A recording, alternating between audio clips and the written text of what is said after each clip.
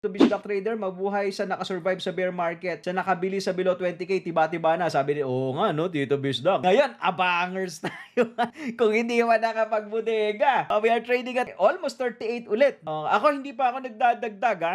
Okay, inaantay ko pa mag-consolidate. Kung hindi na talaga bababa ng 30, dun tayo sa pag-ahanap ka na naman kasi ng level na to, But for now, I'm not rushing. Just want to share this with you. Last year pa po, sinasabi na natin na start your bodega.